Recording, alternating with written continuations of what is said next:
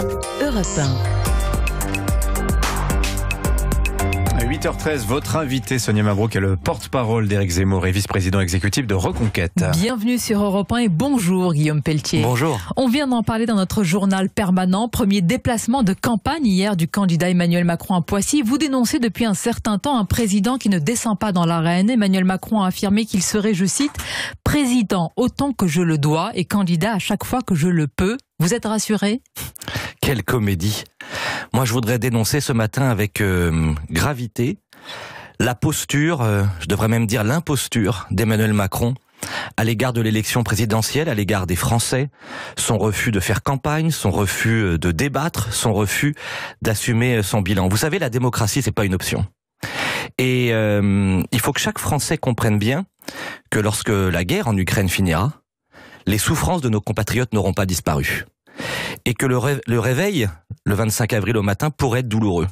Et donc chacun doit bien prendre conscience qu'il est urgent d'échapper à la manipulation d'Emmanuel Macron sur cette élection présidentielle. Rien que sa question du bilan. On va en parler, pardonnez-moi. Oui. Vous avez dit imposture et manipulation. Guillaume Pelletier, est-ce que vous estimez que la campagne est de fait écrasée à cause d'une actualité tragique, une guerre et personne n'y peut rien? Ou alors vous estimez, et là vous allez nous expliquer comment, Emmanuel Macron fait en sorte d'enjamber sciemment cette campagne? Il a mis des semaines et des semaines à se déclarer candidat. Il refuse la confrontation démocratique avec les autres candidats, ce qui est le fondement de la démocratie. Comme tous les autres candidats, candidats avant lui. Ce fut manifestement, ou alors je n'ai pas compris, une autre époque. Il prétendait incarner une nouvelle époque. Et je crois qu'il ne lui a pas échappé, enfin en tout cas je l'espère, même s'il méprise beaucoup les Français, que durant ce quinquennat qui s'achève, la crise démocratique, la défiance des Français ont atteint une apogée et qu'il est urgent de retisser ce lien. Comment le retisser? En parlant des problèmes des Français. L'immigration, le grand remplacement, l'islam, le pouvoir d'achat, tout ce qui préoccupe au quotidien nos compatriotes. Vous avez mis le pouvoir d'achat à la fin de votre liste, Guillaume Pelletier. Éric Zemmour avait réussi, il le répétait, à installer dans la campagne ces thématiques dans le débat. Immigration, civilisation. Mais est-ce que vous reconnaissez aujourd'hui que pour une partie, en tous les cas une grande partie des Français, ils sont plus inquiets de la fin du mois que de la fin de la civilisation? Je pense que tout est lié. Et c'est ce que j'aime chez Éric Zemmour, c'est qu'il a compris, à la différence de tous les autres candidats. D'abord, c'est pas un politicien comme les autres. Et je crois particulièrement en son courage et en sa sincérité, premièrement. Lui au moins, puisqu'il ose... vous êtes aussi un politicien dans ce cas-là. Non, mais vous tirez une balle dans votre propre pied. Non, je reconnais. Vous savez, moi, j'ai pas fait l'ENA, j'ai pas fait de grandes écoles. J'ai été maire d'une commune rurale. J'ai été élu député par le suffrage universel. J'appartiens pas à la caste et à ce grand système. Mais ce que je reconnais chez Éric Zemmour, son originalité, c'est que lui, il a cette sincérité extrêmement profonde. Sur le lien dont je veux vous parler, entre eux, il est le seul à le faire. Le pouvoir d'achat, bien sûr, qui est central, c'est-à-dire permettre aux Français des classes moyennes, que je représente, dont je suis, puisque c'est mon histoire, permettre à tous ceux qui travaillent, aux entrepreneurs, aux travailleurs, d'être mieux récompensés de leurs efforts et de leur mérite. Éric Zemmour est le seul à faire le lien avec la question migratoire. Ça peut vous étonner, ou ça étonnera peut-être certains auditeurs, je vais m'expliquer. Tous les candidats qui vous promettent des chèques ou une augmentation du pouvoir d'achat, sans vous dire en parallèle qu'ils vont réduire les dépenses sociales pharaoniques en France, c'est-à-dire arrêter l'immigration, lutter contre les fraudes sociales, lutter contre l'assistanat, sont des menteurs. Bien. On ne peut pas faire l'un sans l'autre. Éric Zemmour est le seul à dire, puisque je vais mettre fin à l'immigration, mettre fin à l'assistanat, engager une grande politique de lutte contre les 50 milliards, par exemple, de fraude sociale, qui écœurent les Français. En quoi réduire l'immigration, qu'on a compris, c'est l'arrêter, parce que vous êtes pour stopper totalement l'immigration zéro, va permettre à ceux qui nous écoutent de faire le plein d'essence, de ne pas avoir le prix de la baguette qui explose. Bien sûr, je vais l'expliquer très clairement. Pendant 40 ans, la classe politique, puisqu'elle a décidé d'ouvrir les frontières, de faire venir des immigrés par millions, de tolérer les fraudes sociales et d'accepter l'assistanat, ça a coûté très cher. Et donc, qu'est-ce qu'a fait la classe politique en échange? Augmenter les taxes et les impôts. Et donc, baisser le pouvoir d'achat des Français. Lorsque nous arrêterons l'immigration, 20 milliards d'euros d'économie.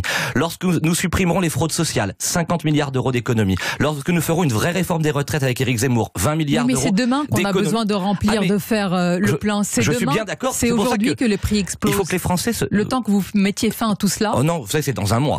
3 guerres seront passées malheureusement. D'abord, dans l'urgence, Éric Zemmour, dès son élection, bloquera les prix de l'essence et des carburants à 1,80 €, voilà. C'est-à-dire le prix d'avant-crise. Alors, mais ce tarif-là est hors de prix pour de nombreux Français. Je le sais. Vous savez, je vis dans une ferme en Sologne. La voiture, pour moi, c'est pas un choix, hein, c'est une obligation. Je me chauffe au fioul. Moi, chez moi en Sologne, comme des millions de Français. Donc, je sais très bien ce que ça veut dire. Ce que nous proposons avec Éric Zemmour, c'est le blocage des prix, d'abord et tout de suite. Ça ne suffira pas. Il faudra ensuite engager une vraie politique de baisse de la fiscalité, parce que nous supprimerons, je l'ai dit, l'immigration. 3.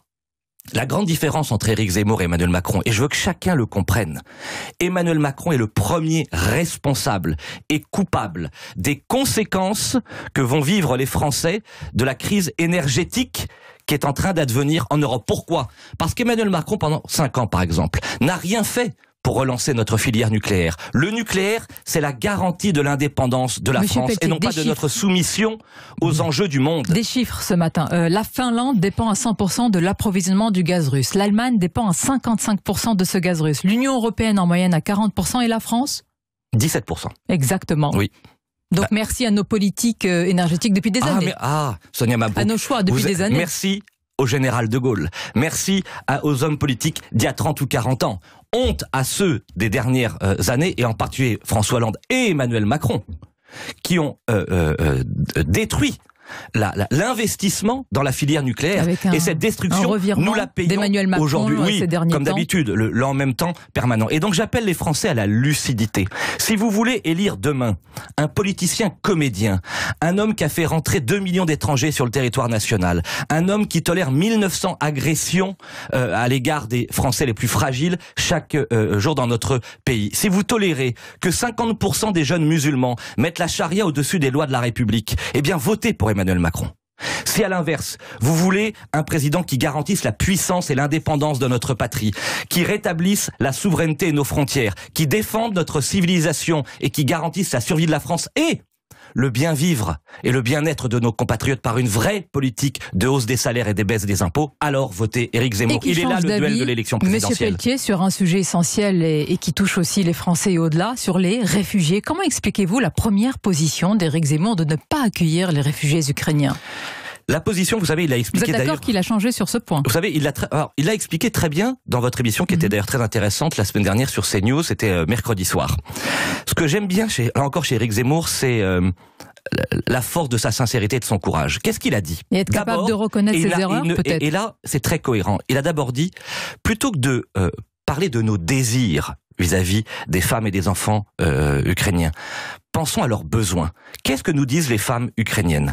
Elles veulent rester dans les pays frontaliers, le plus proche de leur mari, de leur père et de leurs fils qui combattent pour la liberté au nom du patriotisme. Et ça, nous devons l'entendre et l'écouter. Donc la priorité pour la France, c'est par exemple d'aider la Pologne et de suspendre les sanctions que l'Union européenne impose à la Pologne. Deuxièmement, par contre, et vous avez raison, deuxièmement, et il l'a précisé dès mercredi soir, il l'a précisé dans son discours à Toulon, si des Ukrainiennes et les enfants ont des attaches en France, de la famille en France, et souhaitent pouvoir venir en France, bien sûr que nous les accueillerons. Mais la priorité, ça n'est pas de faire de la bonne conscience et des bons sentiments sur le dos du malheur des autres. Les Ukrainiennes veulent rester à côté de leur mari. Voici ce qui a été dit effectivement lors du meeting à Toulon. Éric Zemmour a dit: les Ukrainiens sont des vrais réfugiés qui fuient la guerre. Ils sont, je cite, européens, ils sont chrétiens, nous devons les aider. Quelques jours auparavant, il avait justifié son refus de les accueillir car la France est submergée.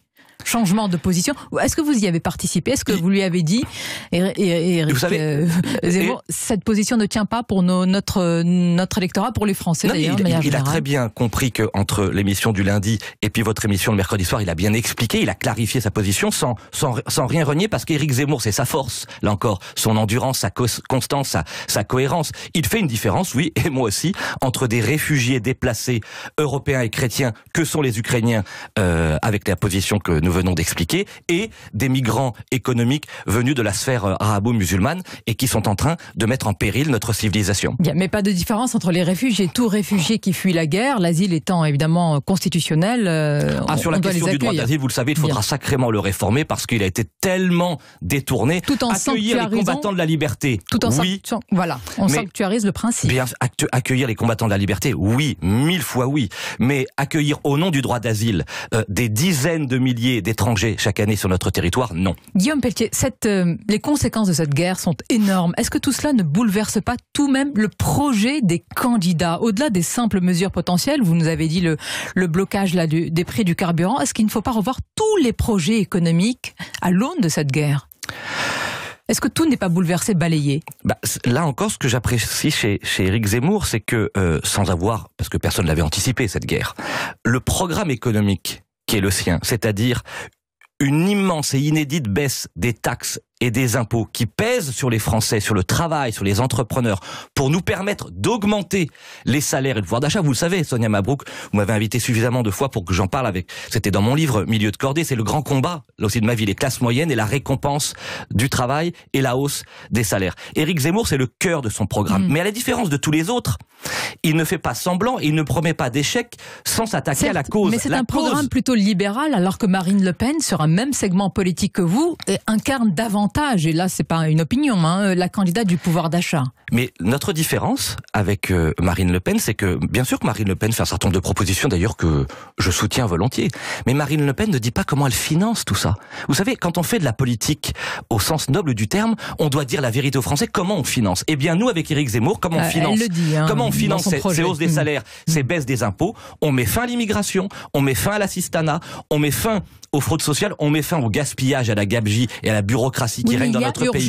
Donc, oui, mais entre l'horizon de votre projet et l'urgence de la fin du mois, est-ce qu'il n'y a pas un gap, justement, vous parliez de Marine Le Pen, elle n'a pas plus les manettes que nous aujourd'hui. Donc, je lui poserai la même question que vous. Emmanuel Macron, nous lui demandons dès maintenant de changer radicalement de politique. On l'a fait au début de cette émission, puis tout au long de cette campagne, mais que les Français le sachent bien, le 25 avril, s'ils font confiance à Éric Zemmour, nous allons retrouver la voie de l'indépendance, entre autres, énergétique de notre pays et de notre souveraineté. Vous l'avez entendu hier, Emmanuel Macron, sur les 4 pactes européens, générationnels, productifs, républicains, d'autres propositions. La suppression de la redevance télé ou autre, j'imagine que sur tout est du vent.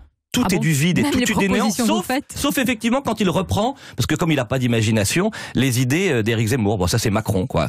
Mais vraiment, que les Français prennent conscience de ça.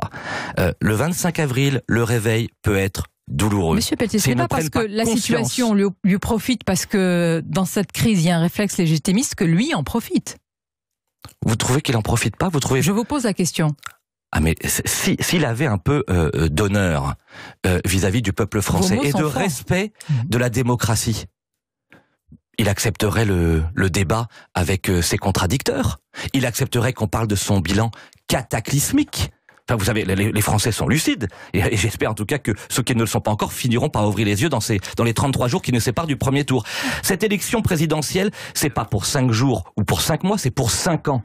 C'est pour 10 ans, c'est pour 20 ans, c'est pour l'avenir de nos enfants. Alors, elle vous a rejoint, je ne sais pas si c'est pour 5, 10 ou plus, c'est Marion Maréchal qui a officialisé son soutien à Éric Zemmour. Elle avait dit qu'elle soutiendrait Guillaume Pelletier, le mieux placé entre Éric Zemmour et sa tante Marine Le Pen. Aujourd'hui, dans la plupart des sondages, si ce n'est tous les sondages, en faisant attention, c'est une photographie à l'instant T, Marine Le Pen reste mieux placée. Donc, est-ce que Marion Maréchal regarde les sondages à l'envers ? Non, Marion Maréchal, comme moi, comme tant d'autres, on regarde celui qui est le mieux placé pour faire gagner nos idées. Bien sûr qu'il y a des idées communes avec Marine Le Pen. Après la bien sûr, même avec le programme des Républicains. Non, nous considérons que cette élection présidentielle, là encore, Éric Zemmour, pourquoi il va gagner ? Que vous faites le pari sur l'après. Non, pourquoi Éric Zemmour va gagner cette élection présidentielle ? Il va la gagner parce qu'il est le seul à avoir compris la nécessité de l'union des droites. Vous savez, Marine Le Pen ne sera pas soutenue par les électeurs républicains. Valérie Pécresse ne veut pas des électeurs du Front National. Le seul qui accueille à bras ouverts, à égalité, tous les électeurs patriotes, républicains, indépendants, c'est Éric Zemmour. Sur la place des femmes, c'est important. Sur le féminisme, quel féministe êtes-vous, Guillaume Pelletier ? Oh, c'est assez simple. Si le féminisme, c'est d'aimer les femmes, d'aimer leur liberté, d'aimer leur indépendance et de vouloir, plus que tout au monde, les protéger particulièrement de l'insécurité, de l'indélinquance et du grand danger qui les menace, c'est-à-dire l'islam politique, parce que pour moi l'enjeu est là, alors je suis féministe. Si à l'inverse, le féminisme, c'est d'opposer sans cesse les hommes aux femmes et les femmes aux hommes à travers ce néo-féminisme affligeant d'aujourd'hui, alors je ne suis pas féministe. Restons sur votre première définition. Alors à vous entendre, il faudrait plus de valeurs féminines aujourd'hui. Il faut l'équilibre. Vous savez, la vie, c'est l'équilibre. Je vous pose cette question parce qu'Éric Zemmour a dit hier, quand il y a un excès de valeurs féminines, il y a une faiblesse de la société. Il a dit précisément, et je partage totalement, quand il y a un excès de valeurs masculines, les tentations guerrières sont plus fortes. Quand il y a un excès de valeurs féminines, les tentations pacifiques sont plus fortes. Il faut une alliance toujours entre la force, le charisme, la douceur, l'élégance. En fin de compte, cette altérité magnifique qui fonde notre civilisation.